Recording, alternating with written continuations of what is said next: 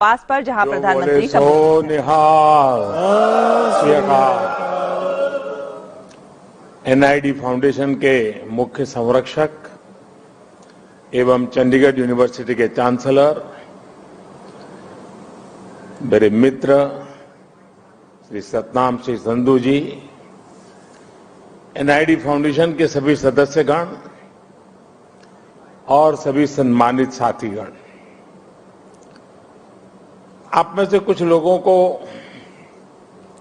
पहले से जानने का, मिलने का अवसर मुझे मिलता रहा है। गुरुद्वारों में जाना, सेवा में समय देना, लंगर पाना, सिख परिवारों के घरों पर रहना, ये मेरे जीवन का एक बहुत बड़ा स्वाभाविक हिस्सा रहा है।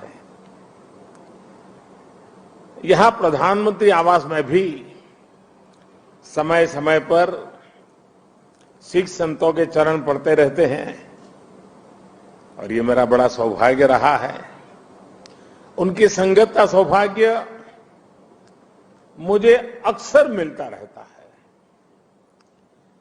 भाइयों और बहनों, जब मैं किसी विदेश यात्रा पर जाता हूं तो वहां भी जब सिख समाज के साथियों से मिलता हूं तो मन गर्व से भर उठता है।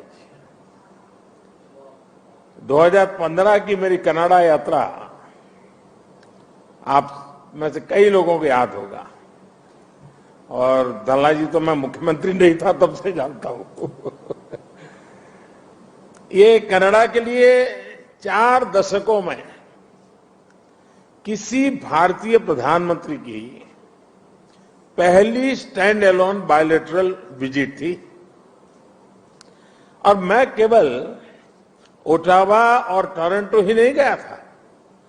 मुझे याद है तब मैंने कहा था कि मैं वैंकूवर जाऊंगा और मैं वहां जाना चाहता हूं।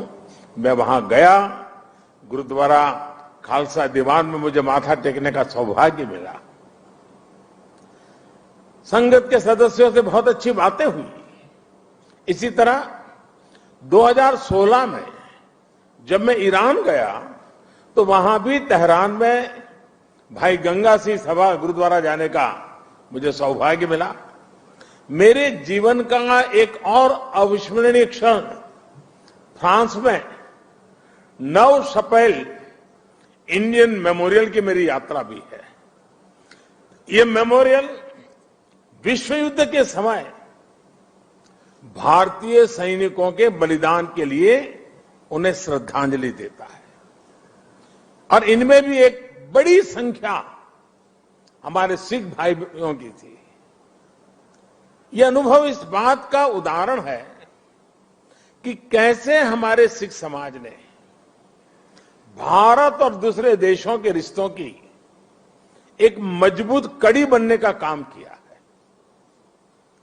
मेरा सौभाग्य है कि आज मुझे इस कड़ी को और मजबूत करने का अवसर मिला है और मैं इसके लिए हर संभव प्रयास भी करता रहता हूं। साथियों, हमारे गुरुओं ने हमें साहस और सेवा की सीख दी है।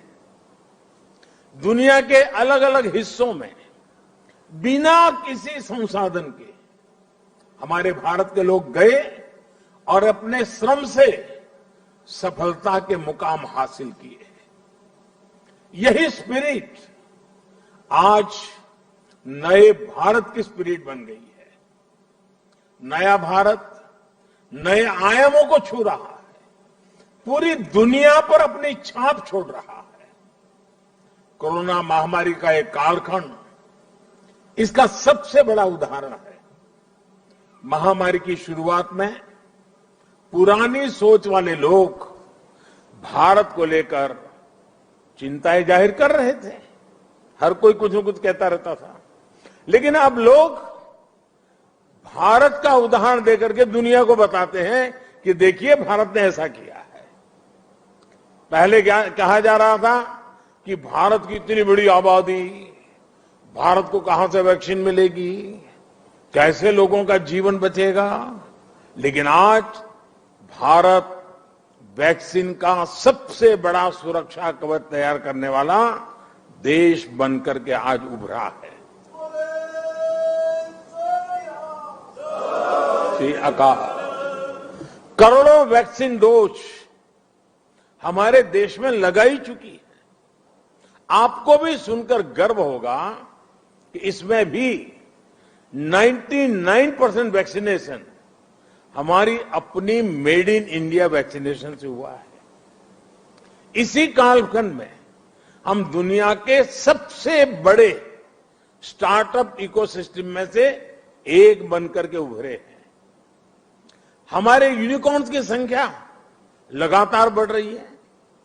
भारत का ये बढ़ता हुआ कद, ये बढ़ती हुई साख, इससे सबसे ज्यादा किसी का सर ऊंचा होता है तो वो हमारे डायस्पोरा का है। क्योंकि जब देश का सम्मान बढ़ता है तो लाखों करोड़ों भारतीय मूल के लोगों का भी उतना ही सम्मान बढ़ जाता है। उनके प्रति दुनिया का नजरिया बदल जाता है। इस सम्मान के साथ नए अवसर भी आते हैं, नई भागीदारियां भी आती हैं और सुरक्षा की भावना भी मजबूत होती है। हमारे भारतीय डायस्पोरा को तो मैं हमेशा भारत का राष्ट्रदूत मानता रहा हूं। सरकार जो भेजती है वो तो राजदूत है, लेकिन आप जो है राष्ट्रदूत है। आप सभी भारत से बाहर मां भारती की बुलंद आवाज है, बुलंद पहचान है। भारत की प्रगति देखकर आपका भी सीना चौड़ा होता है, आपका भी सिर गर्व से ऊंचा होता है। परदेश में रहते हुए आप अपने देश की भी चिंता करते हैं, इसलिए विदेश में रहते हुए भारत की सफलता को आगे बढ़ाने में, भारत की छवि को और मजबूत करने में भी आपकी बहुत बड़ी भूमिका है। हम दुनिया में कहीं भी रहे, इंडिया फर्स्ट, राष्ट्र प्रथम हमारी पहली आस्था होनी चाहिए। साथियों, हमारे सभी 10 गुरुओं ने राष्ट्र को सबसे ऊपर रखकर भारत को एक सूत्र में पिरोया था। गुरु नानक देव जी ने पूरे राष्ट्र की चेतना को जगाया था, पूरे राष्ट्र को अंधकार से निकालकर प्रकाश की राह दिखाई थी। हमारे गुरुओं ने पूरब से पश्चिम, उत्तर से दक्षिण पूरे भारत की यात्राएं की। हर कहीं पर भी जाइए उनकी निशानियां हैं, उनकी प्रेरणाएं हैं, उनके लिए आस्था है। पंजाब में गुरुद्वारा हरमंदिर साहिब जी से लेकर उत्तराखंड में गुरुद्वारा हेमकुंड साहिब तक, महाराष्ट्र में गुरुद्वारा हुजूर साहिब से लेकर हिमाचल में गुरुद्वारा पांटा साहिब तक, बिहार में तख्त श्री पटना साहिब से लेकर गुजरात के कच्छ से गुरुद्वारा लखपत सिंह साहिब तक हमारे गुरुओं ने लोगों को प्रेरणा दी, अपनी चरण रथ से इस भूमि को पवित्र किया। इसलिए सिख परंपरा वास्तव में एक भारत श्रेष्ठ भारत की जीवंत परंपरा है।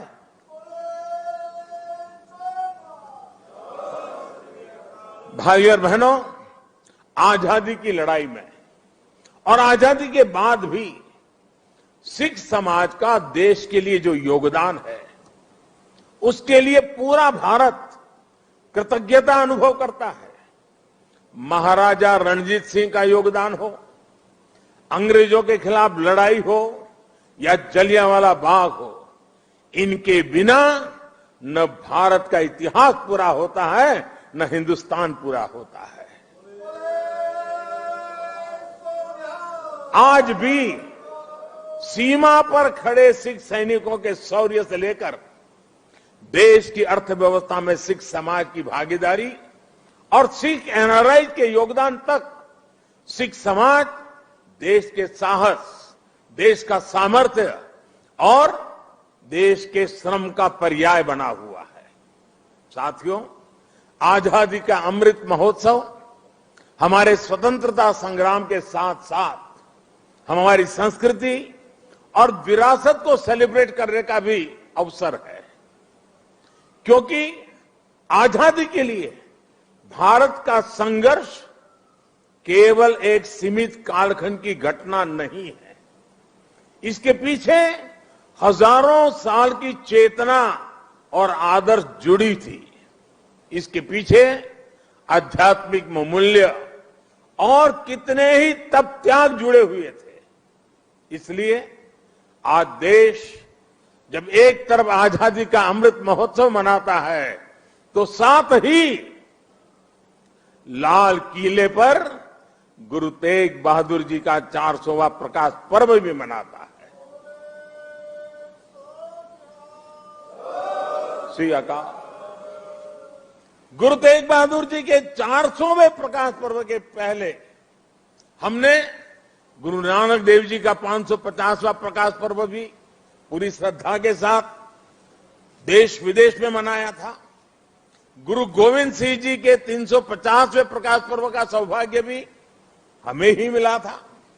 साथियों, इसके साथ ही इसी कालखंड में करतारपुर साहिब कॉरिडोर का निर्माण भी हुआ। आज लाखों श्रद्धालुओं को वहां शीश नवाने का सौभाग्य मिल रहा है। लंगर को टैक्स फ्री करने से लेकर हरमिंदर साहब को एफसीआरए की अनुमति तक, गुरुद्वारों के आसपास स्वच्छता बढ़ाने के लेकर उन्हें बेहतर इंफ्रास्ट्रक्चर से जोड़ने तक देश आज हर संभव प्रयास कर रहा है। और मैं सतनाम जी का आभार व्यक्त करता हूं। उन्होंने जिस प्रकार से वीडियो को संकलित करके दिखाया, पता चल सकता है कि पूरी श्रद्धा के साथ हर क्षेत्र में किस प्रकार से काम हुआ है। आप लोगों से समय समय पर जो सुझाव मिलते हैं, आज भी काफी सुझाव मेरे पास आपने दिए हैं। मेरा प्रयास रहता है कि उनके आधार पर देश सेवा के रास्ते पर आगे बढ़ता रहे। साथियों, हमारे गुरुओं के जीवन की जो सबसे बड़ी प्रेरणा है, वो है हमारे कर्तव्यों का बोध। आजादी के अमृत काल में देश भी आज कर्तव्यों को प्राथमिकता देने की बात कर रहा है।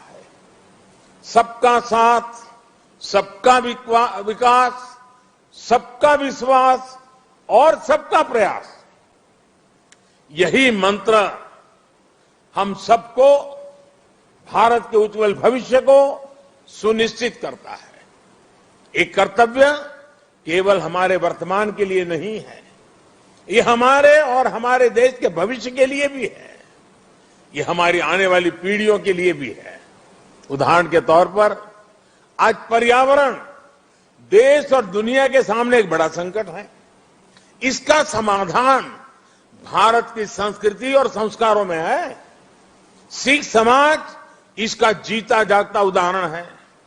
सिख समाज में हम जितनी चिंता पिंड की करते हैं, उतनी ही पर्यावरण और प्लेनेट की भी करते हैं। प्रदूषण के खिलाफ प्रयास हो, कुपोषण से लड़ाई हो, या अपने सांस्कृतिक मूल्यों की रक्षा हो, आप सभी इसी तरह के हर प्रयास से जुड़े नजर आते हैं। इसी श्रृंखला में मेरा आपसे एक आग्रह भी और है। आप जानते हैं कि अमृत महोत्सव में देश ने के सभी जिलों में, यानी हर जिले में 75 अमृत सरोवर का संकल्प लिया है। आप भी अपने पिंडों में अमृत सरोवरों के निर्माण का अभियान चला सकते हैं। साथियों, हमारे गुरुओं ने हमें आत्मसम्मान और मानव जीवन के गौरव का जो पाठ पढ़ाया, उसका भी प्रभाव हमें हर सिख के जीवन में दिखता है। आजादी के अमृत काल में यही देश का भी संकल्प है। हमें आत्मनिर्भर बनना है। गरीब से गरीब व्यक्ति का जीवन बेहतर करना है। इन सब प्रयासों में आप सभी की सक्रिय भागीदारी होना और आप सबका सक्रिय योगदान होना बहुत अनिवार्य और आवश्यक है। मुझे पूरा भरोसा है गुरुओं के आशीर्वाद से हम सफल होंगे, जल्द एक नए भारत के लक्ष्य तक पहुंचेंगे। इसी संकल्प के साथ आप सभी को मैं बहुत बहुत धन्यवाद देता हूं। आपका यहां आना वो मेरे लिए संगत से भी बहुत ज्यादा है और इसलिए आपकी ये कृपा बनी रहे। और मैं हमेशा कहता हूं ये प्रधानमंत्री निवास स्थान ये मोदी का घर नहीं है, ये आपका अधिकार क्षेत्र है, ये आपका है। इसी भाव से, इसी अपनेपन से हमेशा हमेशा हम मिलकर के मां भारती के लिए, हमारे देश के गरीबों के लिए, हमारे देश के हर समाज के उत्थान के लिए हम अपना कार्य करते रहें। गुरुओं के हम आशीर्वाद हम पर बने रहें। इसी एक भावना के साथ मैं फिर एक बार आप सबका बहुत बहुत धन्यवाद करता हूं। वाहे गुरु का खालसा, वाहे गुरु की फतेह।